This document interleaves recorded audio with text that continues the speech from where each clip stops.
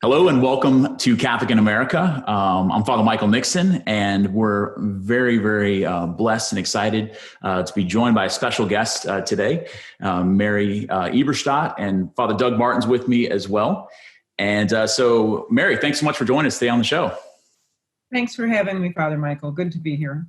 And Mary's coming to us from Washington, D.C. So, Mary, your curriculum vitae is long and a lot of publications, and we've been marveling at your writing skills. So what exactly for people who've not encountered you yet? What exactly do you do? What's your main job? I know you work with the as a senior fellow with the Faith and Reason Institute. So is that your normal day job? Well, in the sense that I'm a writer, I don't really have a day job, but I've written several books and several articles, lots of articles rather. And the best way to summarize my work is to say that for the last 15 years, I've been trying to systematically map the consequences of the sexual revolution, because I think the way our dominant culture talks about that phenomenon is misleading. And so I've written about the effects of the sexual revolution on families, on children. I've written about the relationship between the church, secularization, and the sexual revolution. I think these things are very intertwined, and that's an important point to make, because a lot of people think that the fall off in religious practice is due to the fact that people don't need God anymore. And what I'm able to show in my work is that the fall off in religious practice is actually closely related to the decline of the family in the aftermath of the sexual revolution. So I cover a broad spectrum in a way that I hope is helpful to people, and I hope that the work clarifies what's really going on around us. I first encountered your work, and I'll let Father Doug jump in as well with the book Adam and Eve After the Pill, which was exactly, as you said, a real good synthesis and diagnosis of our culture and society, both religiously and family, across family life and society, and what impact the sexual revolution has had, and the negative impacts, and how that doesn't just affect sex and family life, but it affects a much wider just array of institutions and society at large. Father Doug, how did you encounter Mary's work? Mainly through articles. I mean, I've encountered the book as well. I haven't read it all the way through, but I've encountered the book as well. But mainly through her articles and the things that I see, over the internet, and I've seen in journals as well. And just she, for the most part, just hits it right on the head as far as the issues that we're seeing in our society, and the way that we try and blame those issues on a wide array of things, but they really do come back to a very central theme, and it really is the breakdown of the family. And so I think Mary's hit it right on the head with this. Yeah, so we're very appreciative of that, and I think too, particularly looking at 2020. I know some people are saying, the worst year ever and everything else, and kind of these sort of very just headline grabbing kind of statements about 2020. But we have seen, in a sense, maybe an intensification of what was already there before. So you wrote this article, "The Fury of the Fatherless," and it came out in First Things. So tell us a little bit about the idea behind that article, and obviously it's coming from the book Primal Screams that was released earlier. So what inspired you to write this, and we can get into the content of the argument as well. Well, sure. What inspired me was that, like everyone else in the country, I was seeing on television night after night these riots in the streets of the United States, and these widespread protests that began as protests against police brutality, but then quickly morphed into something else.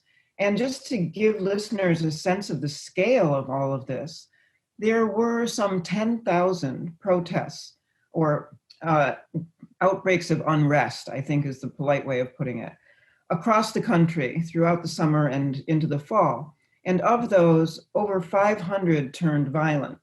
So the first thing we have to understand is that this is without precedent. There's never been this kind of protesting on this scale.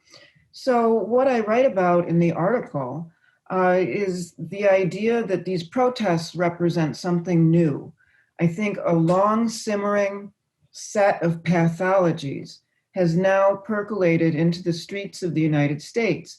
You see these disconnected young people, and they are mostly young, tearing down not just Confederate statues, but statues of anything that looks like a male authority figure, statues of town fathers.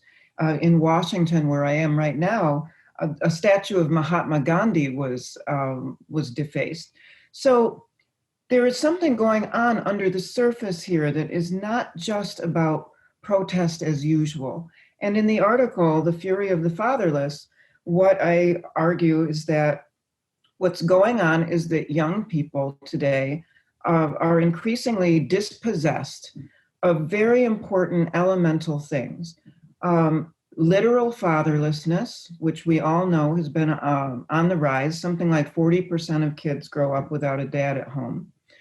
But also fatherlessness in a spiritual sense. Many young people today don't know what organized religion is. They haven't been brought up in it. And so they're dispossessed of the father, capital F. And the third kind of dispossession is attachment to country, attachment to place. If you look at surveys, you see that young people are increasingly less patriotic than older people.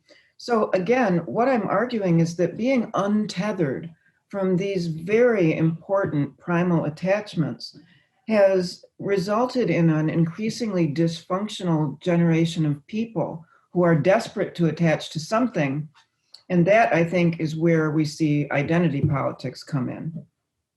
So that the identity politics, and maybe you can give a quick breakdown of what that is, because it manifests a lot in higher education, but it's kind of becoming sort of the normal just way of viewing the world that's accepted in sort of mainstream culture now. But that becomes an easy sort of in for people. You're looking to connect to something. You're not connected to disconnected from your family, there's no connection to religion. Dispersed in the sense, that we don't really have a strong connection to our country. So nothing really greater than yourself. So in a sense, it kind of becomes this cause that we can attach ourselves to. Is that what you're seeing? Yeah, that's exactly what I'm seeing. And I think it goes pretty deep. In other words, if you were to ask me, Father, who are you? I would probably resort to, well, I'm a wife, I'm a mother, I'm an aunt, I'm a cousin. Or I might answer it in religious terms and say, well, I'm a child of God. That's our primary identity as Catholics. But instead, because many young people are disconnected from these ways of constructing their identity, they answer it with resort to politics, say, who are you? I'm a feminist, or I'm a LGBTQ person. That becomes my identity. I'm a member of Black Lives Matter, et cetera, et cetera. So I think these collective political groups are serving as substitutes for what ought to be deeper ways of identification, because the ways of identifying, the way that humanity has traditionally identified itself through family, through faith, through country, the wheels have come off this thing for a lot of people, again, especially younger people. And that's what I think we're seeing in the streets. And I think obviously that transfers over into ministry as well. So Father Doug, Father Doug is a Catholic priest who's also a husband and a father, had been an Episcopalian priest and is now a Catholic priest. So for you, Father Doug, I mean, is that something that you've encountered just in ministry or in your life of raising your own kids? Yeah, I mean, absolutely. I was a former youth minister for 10 years and dealt with, this kind of stuff quite a bit, because you see a huge disconnect between parents and their children now. There's some parents and some families that are able to do it very well, to give the identity of their family to their children. And usually they do that through spending time with them, through having activities with them and having common activities. But there's, especially with parents, both having to work out of the homes and having careers. And then if you have a single family, a family with a single parent, It makes it much, much more difficult. And so one of the things I found in the article that I really identified with, especially with dealing with younger people and even the friends of my own children, would be their accessibility to other groups, to larger groups that would have a positive impact on them, such as a youth group. I saw the inconsistency in my own youth group of kids being able to get there and their availability to the youth group.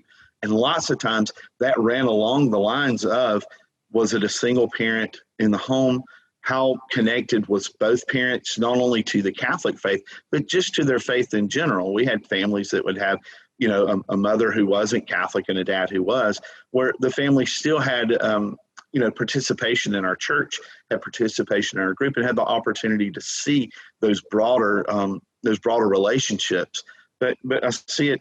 I saw it all the way down, not just with the youth group, but with their participation in activities at school, with their participation with activities in the community. And so that part of the article really hit home with me and just what I see in ministry itself. And so, I do think that what winds up happening is those kids who don't have that, they're going to find that somewhere. They're going to try and find it somewhere. And a lot of it does happen online. And a lot of it does happen through, these online communities, specifically through gaming systems, through Xbox, just this underlying community that's there of kids. And the parents, it goes unseen because parents don't deal with that as much. They're not on there as much. And so by the time a child actually interacts with their parent and gives them an opportunity to see what's going on in their lives, the community is already formed there, or the identity that they found is already different from theirs. And so it's hard for them to continue to relate to them. And it makes this whole issue, exactly what you're saying. So Mary, in the article, you talk about kind of like two hypothetical persons, kind of, one born in William and his grandson, Brandon. And William, as kind of a baby boomer and Brandon growing up, and just kind of the difference in sort of foundational experiences that they both would have seen. Neither one necessarily anything crazy or outside the box, but being able to understand what the Zoomers, I think you called them, these kids, a kid born in 2000. I've heard Gen Z or iGen, different ways of describing them. How is that substantially different? And how is that maybe making them less equipped to be able to deal with struggles and problems and in society at large and in their own lives? Well, the demographic trends since the sexual revolution, I'm talking about things like fatherlessness, abortion, broken homes, etc.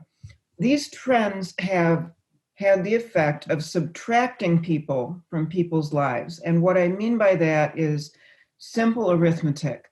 A 21-year-old today is far less likely to have siblings, to have several siblings, is far less likely to have a father in the home. It has a much smaller extended family than people of the baby boom generation did. And the point is, all these changes add up. It's hard to talk about this because nobody wants to point a finger at single moms. Single moms do heroic work. But I think we have to face what society has been avoiding for the last 60 years, which is the human damage of what we're doing to ourselves, trying to live without robust families, without religious faith, without organized religion, and without loyalty to place, to country.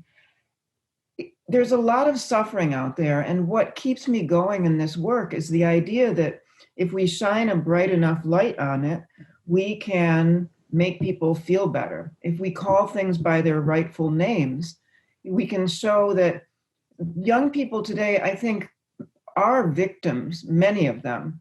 They're just not victims of the things that they think they are. So the trouble out there is not the patriarchy or heteronormativity or abstractions like that.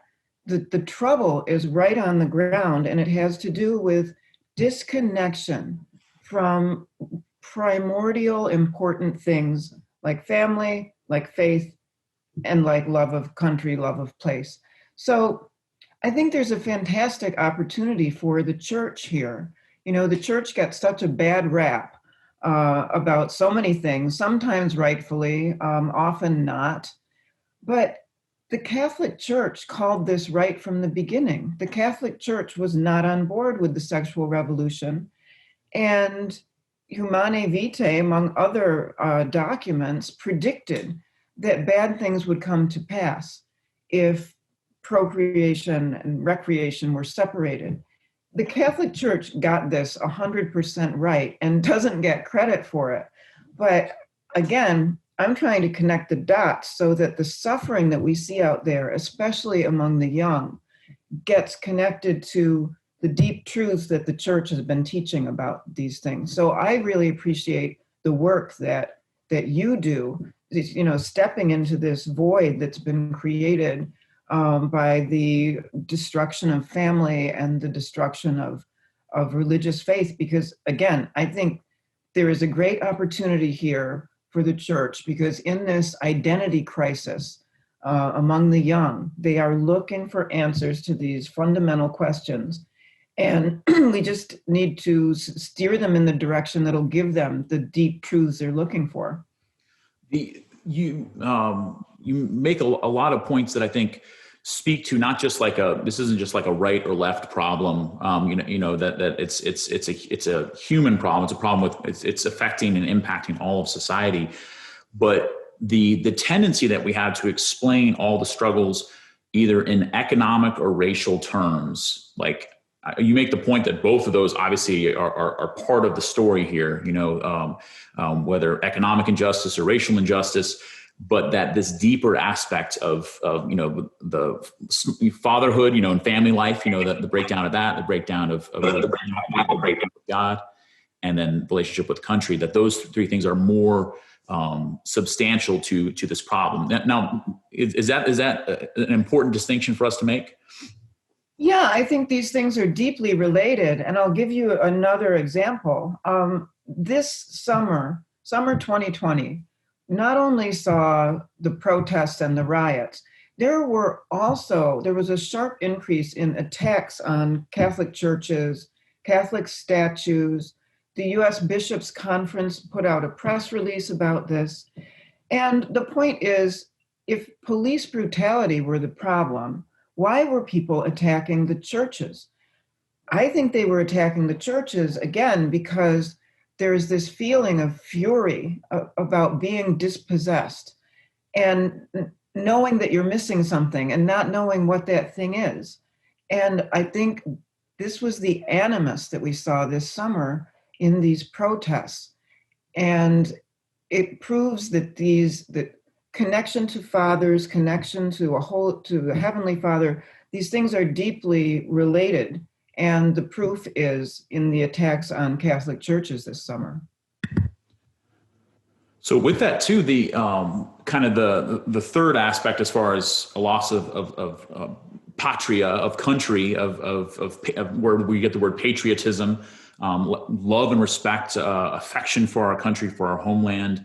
I think we're constantly warned about like the effects of like an uber nationalism, country above all else sort of thing. That's kind of constantly the warning that we're facing. But I don't really think that's the reality of of what most people are growing up with now. You've done a lot of work in academia and a lot of different levels. Is that an attack on the patria, on patriotism at large? Is that kind of, how widespread is that reality, and how much is that impacting the national conversation?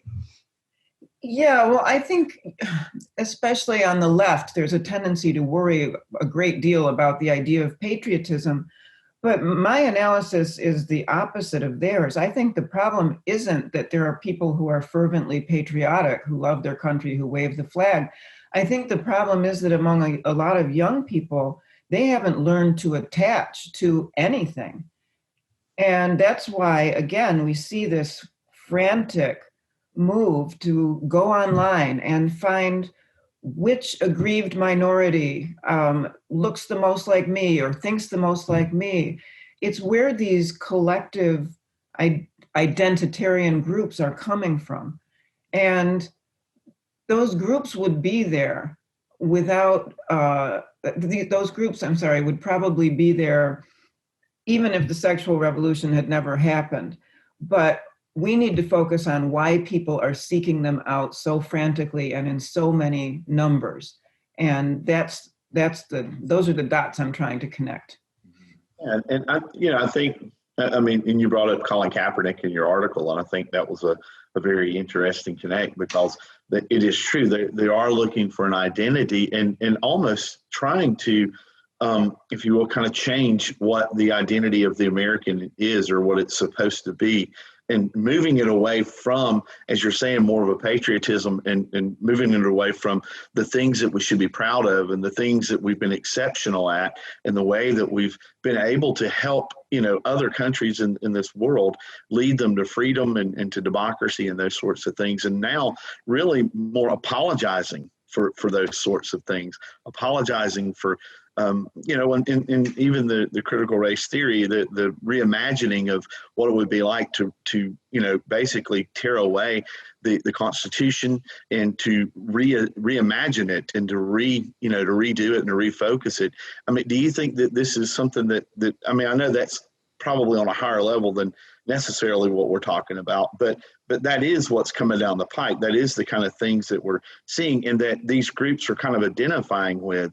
But it seems like they're being sold a bill of goods. It seems like there's a bait and switch that's going on, that they're saying one thing, but it's coming across as another. For instance, with the Black Lives Matter movement, I think lots of people who would say Black Lives Matter did not mean what the manifesto of the movement meant. If you go to the website and you read it, people were shocked by it. Did you find that as well? Oh, yes. Black Lives Matter took down some language from its website where it talked about wanting to destroy the nuclear family, and never using the words fathers or brothers. It was very interesting. But I wrote down what was on their website before they took it down. And I think that language tells us a lot. I also think what tells us a lot is what people were doing. When Black Lives Matter was out there, say, disrupting people who were dining outdoors. Do you remember that? All the footage, the videos of people who were trying to eat out at restaurants at a time when you couldn't be inside because of the pandemic. Whose idea of fun is that, to go around and disrupt people at a very difficult time when they're out with their family and friends? Similarly, Black Lives Matter went into places like Georgetown in DC, residential neighborhoods in cities across the country, and shined flashlights in the middle of the night to wake people up, to disturb them in their homes. The reason I mention this is that if you look closely at what they were doing, there was a fury, there was an anger there against people who were with their families, with their friends, in their safe space. And it really feels like that fury, that anger, is about other people having things that disconnected people don't. That, I think, is the most important thing that we learned in 2020, is that it's not just that there are people who are secure in their attachments to family and community, and then there are people who are not. It's that the people who don't have those things are angry and resentful and want to disturb the people who do have those things. And that's something really new in America, and I think really disturbing, which is why we have to pay close attention to it. I think too, it gets into, and maybe this is where the deeper questions of faith come in as well, that if all we have is this world, in a sense that we're not living for anything greater than ourselves, then it becomes, basically a very limited resource, and I need to tear down someone else in order to make myself feel better. So I think maybe one of the aspects of the disenfranchisement from church, just general church practice, what to speak of deep faith and discipleship that hopefully people that are attending church are growing in, is really is hurting society at large. As much as we've tried to separate church and state and think that church has nothing to do with it, and maybe that's part of the problem, thinking that our faith life has nothing to do with society at large, that it really is hurting people in deep and profound ways when they don't have a faith life that's something that's transcendent and beautiful and helping them to live a better life, but also a more meaningful life as well.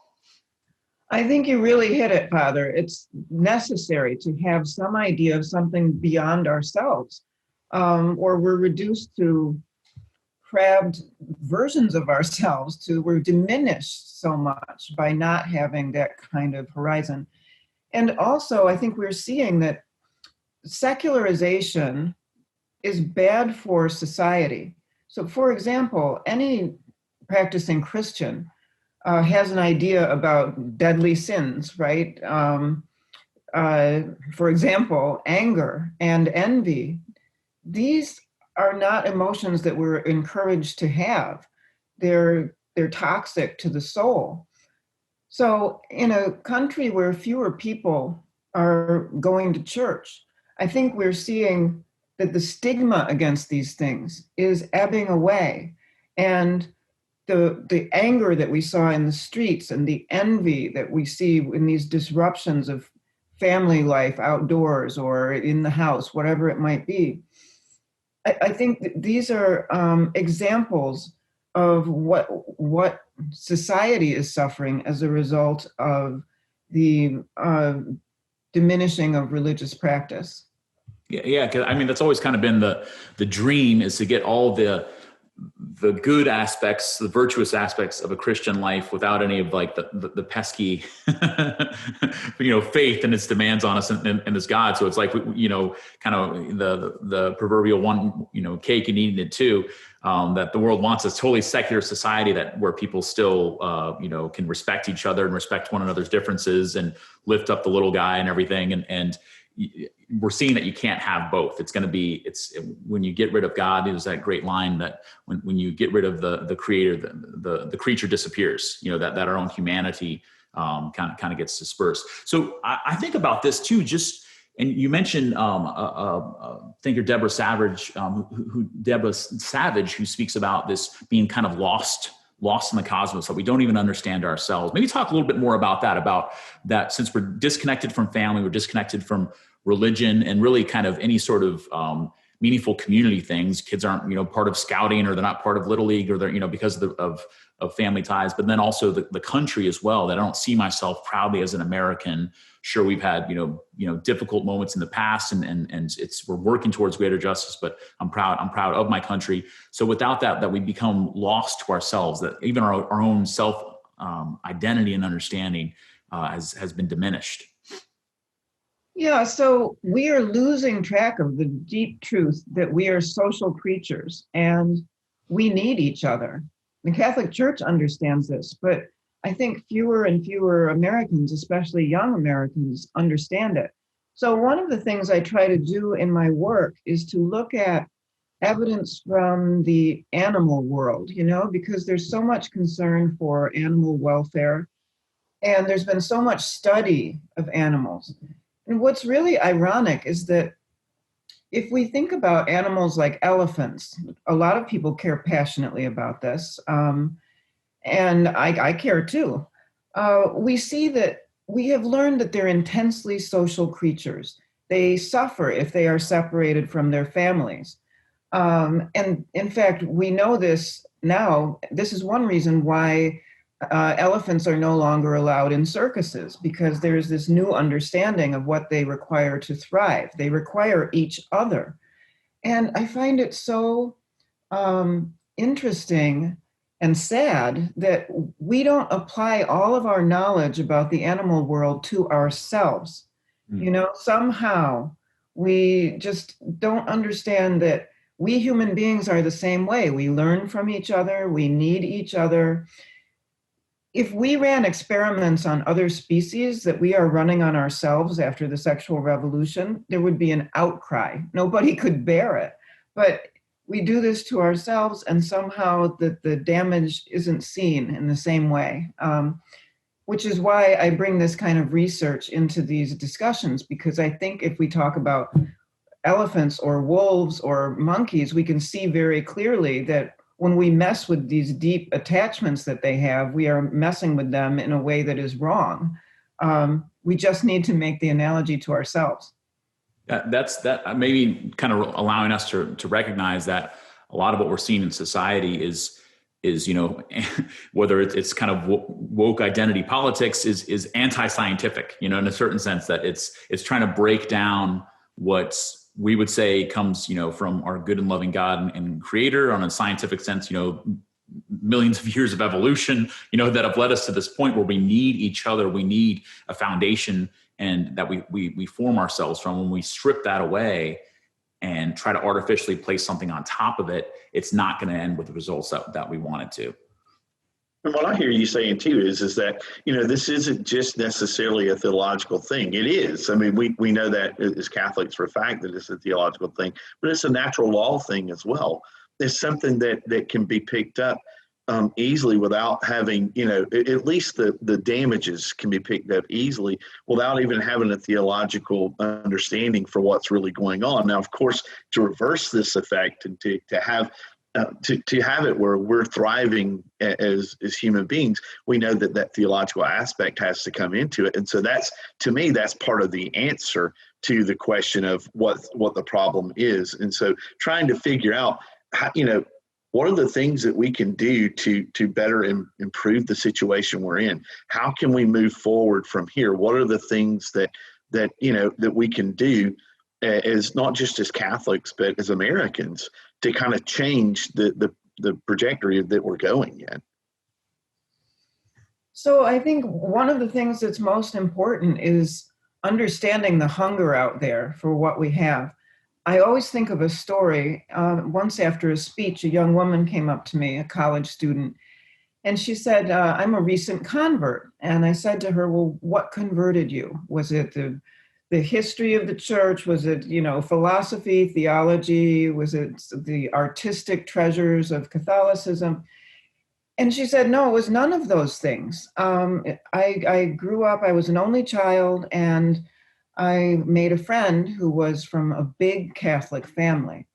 And I went over to their house a lot. And I realized I wanted what they had. And, it sounds so simple, but it touched me so deeply because to me, that was an example of the hunger out there. So when we ask, well, what should we do about it? We can look at politics, we can look at policies that might strengthen the family, and all of that would be to the good. But I think we also need to be aware, those who are fortunate enough to be in robust communities or to be in robust families, just how much other people would like to be included in those very things. So that's a starting point. Absolutely. To me, that brings back that call to evangelization. We don't evangelize primarily just to, pad our numbers or meet some sort of quota. We do it because what we've received, and I can say this as a disciple, as a Catholic, as a priest, is good. I mean, it's beautiful that I have an identity that can't be taken from me.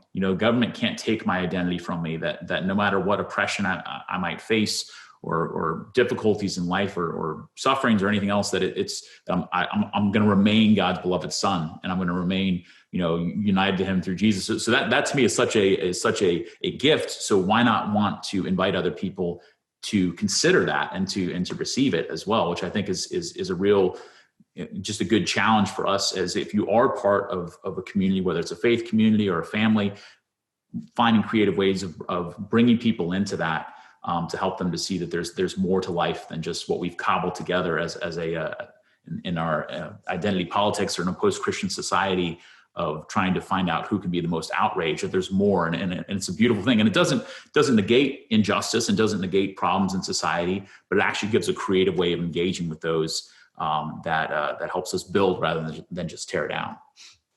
I think it's interesting too. There's this, this TV commercial for AT&T where they're talking about that there's this new product and it's for everyone. And so the guy gets on the phone, he's very excited, and he shares it with his mom, who he thinks, and instead it's a friend. And he says, oh, well, he's coming down here. And the lady looks into the camera and says, we're about, person-to-person contact was the way, it used to be done. It wasn't through commercials. And that even there's this sense, even in commercialism, that no, it happens through human contact. It happens through passing things on one by one and by sharing with each other. And so I'm with you. I think there is this hunger for it, and that it's being recognized in a commercial, and being passed on to people just kind of shares the nature in which, the kind of predicament we find ourselves in, that it's even happening there, and that it's happening around us, and no one's really understanding that. No, it's through these relationships that we have with each other. It's through the sharing of the gospel truth. It's through loving each other and inviting people into our world, and to help hopefully make our world a better place too, even with what they bring to it. Absolutely. Well, Mary, we are so grateful to you. I highly encourage everyone to check out. It's the latest edition of First Things, the December 2020 edition, her article, Fury of the Fatherless. It's also building on a book that you released recently called Primal Screams. Anything you want to tell us about that book? It is what lays out the thesis that these things are deeply related. Identity politics on the one hand, and what's happened since the sexual revolution on the other. And the piece that you are talking about in First Things is a kind of follow-on to that argument. Excellent. And Mary's website is maryeberstadt.com, and we will link to that here. And we are so grateful to you for taking the time to talk with us, for your wisdom and the great work that you're doing. And thank you all so much for watching, for listening, for supporting us as well here at Catholic in America. And until we see you guys next time, God bless you, and we'll keep each other in prayer. Thanks. Thank you.